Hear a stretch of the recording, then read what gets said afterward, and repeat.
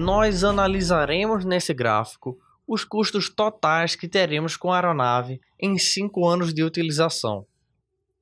Iremos somar todos os custos fixos, variáveis e de depreciação para observarmos qual o formato mais vantajoso do ponto de vista financeiro. Nós iremos somar os valores para quem usa a aeronave de 0 a 800 horas por ano, começando pela modalidade de fretamento. Como o fretamento possui apenas custos variáveis, se não voarmos nenhuma hora em 5 anos, obviamente, não teremos nenhum custo. À medida que passamos a voar, o gráfico mostra, por exemplo, que gastaremos 3,5 milhões de dólares com táxi aéreo caso voemos 200 horas por ano durante os 5 anos até um custo de 14 milhões de dólares, no caso de voarmos 800 horas por ano. Iniciando nossa comparação com a compra de um avião próprio, teremos a seguinte situação. Mesmo se não ocorrer nenhum voo em 5 anos, teremos despesas relacionadas aos custos fixos e depreciação da aeronave. Então, esta modalidade já se inicia no gráfico mais cara que o fretamento. O fator mais interessante desta comparação é quando voamos em média 330 horas por ano, o que representa uma média de 27 a 28 horas por mês. Nesta média, o custo de se operar a própria aeronave é semelhante ao custo de se fretar uma aeronave para realizar os mesmos voos, e a partir deste ponto, a propriedade se torna mais vantajosa financeiramente que o fretamento. Agora, iremos analisar o gráfico, inserindo as modalidades de compartilhamento que discutimos até o momento.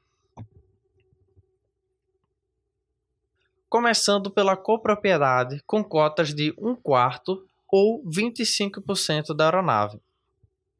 Como os custos fixos são próximos da propriedade única, porém dividido entre cada um dos 4 sócios, o gráfico se inicia em um ponto 4 vezes mais baixo que a propriedade, porém maior que o fretamento, pois ainda existem os custos fixos e depreciação. A análise da copropriedade em 4 partes é interrompida próximo a 200 horas de voo por ano, pois, como teremos que dividir a aeronave, cada proprietário terá um limite de utilização para viabilizar a operação. Estes detalhes serão demonstrados e discutidos nos próximos módulos.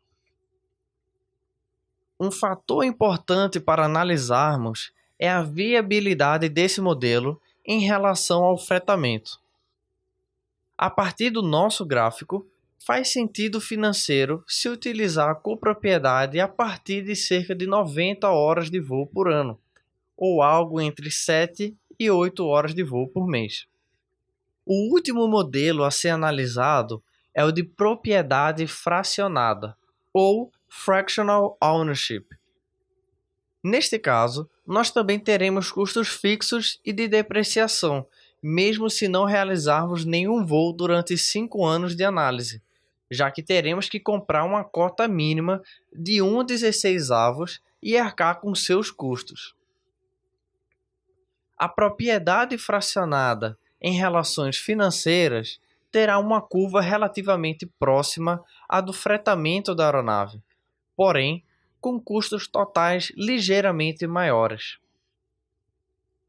Ou seja, financeiramente falando, estas duas modalidades são praticamente iguais, porém diferentes nas questões operacionais.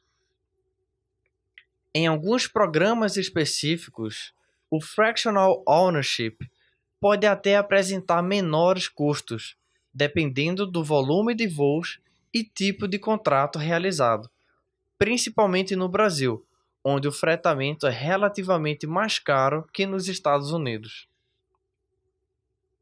Revisando o que vimos.